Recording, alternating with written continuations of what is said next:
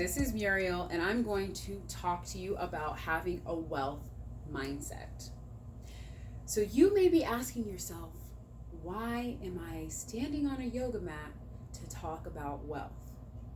Well, to have a wealth mindset, we need to be connected in mind, body, and spirit. We need to be healthy in mind, body, and spirit. So what does that mean? That means being mindful, being clear about what we're taking into our bodies. So recently I did a segment on how to have a colon cleanse. You can check out my IGTV for more information about that. But the point of a colon cleanse is, you may not know this, but we can have years of old, hard poo stuck in our large and small intestine for years. And without the process of colon cleansing, of doing regular enemas, of going to get colonics, that old hard poo can turn into plaque and stay in our gut for our entire lives. I guarantee you, those who've never done a colon cleanse, an enema, or a colonic, you have old poo in your gut. Go take care of that. Next, we need to be clear about the quality of food we're taking into our bodies. So, it's a known thing that we need to avoid fast food, but there's not necessarily a conversation about why. So the quality of food that is sold in fast food restaurants is extremely low because they're not being considerate of the health and wellness of the animal if it's meat. These animals are often fed antibiotics, hormones to make their muscles grow. And if you know anything about hormones, a hormone that can affect an animal can affect us too. Technically, we are animals. So if you're eating another mammal that was given hormones, those hormones are likely going to affect you. All right. Next, we need to prioritize our mental health. For those of you who already know, I am trained in somatic psychotherapy. I've worked with teenagers, I've worked with children, I've worked with adults, I've worked with couples. And it's very clear that people, one, struggle with being consciously aware of their needs, their boundaries, and then being able to communicate these effectively.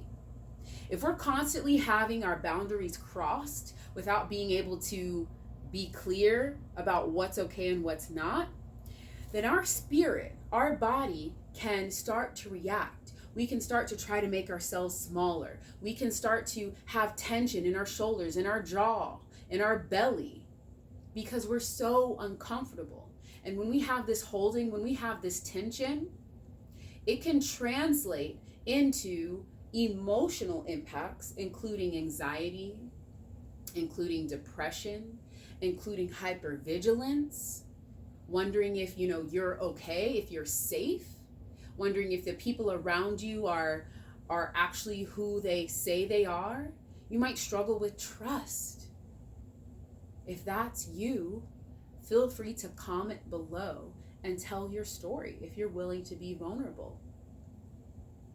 Now next, and this is all interrelated, these things are not separate, is spiritual health. Now, that doesn't necessarily mean that you need to subscribe to one way of being over another. There are a lot of ways to relate to spirit, whether it's your relationship to Creator, whether it's your relationship to plants, whether it's relationship to animals. Maybe you have a pet. Maybe it's your relationship to the sound and sight of the ocean or the sun or the wind. There's no right or wrong way to be spiritual. It is intuitive. So I encourage you to be curious about your relationship with your spirit. Now I'm on this yoga mat because this is one way that I relate to my spirit, my physical body, as well as my mental and emotional body. Yoga is a Sanskrit word, which is a language that comes out of South Asia. We know that there are practices that resemble what is known as yoga that date back to ancient Kemet, also known as ancient Egypt. I'm trained in what's known as Kemetic yoga or Kemetic movement meditation. Now, just a little caveat, the concept of yoga has been watered down so much by the consumption of yoga by people in the United States, known as the West. I encourage you, if that's something you're interested in, to do your research. Look for somebody of a lineage that holds this knowledge over generations, somebody of South Asian descent, to learn from, so you can understand the entire scope. Yoga is not just postures. It's not just breathing. There is an act of gratitude. There's an act of presence. There's an act of service that all goes into this practice that's often neglected here in the West. So I encourage you to do your research about that. So just to recap, what goes into having a wealth mindset? Being healthy in mind, body, and spirit. What does that mean? It means awareness. Being in relationship with your body, being in relationship with what you eat, being in relationship with those around you in the form of effective communication, emotional intelligence, and taking accountability for your own feelings. When we do this, we're able to cultivate healthy relationships because we're no longer being defensive and projecting our insecurities onto those around us, likely our partner or partners. But we're being accountable of our experience across our lifetime, recognizing what serves us and what doesn't. And this is easier said than done. I highly recommend getting a coach or a therapist to help walk with you on that journey. I do one-on-one coaching.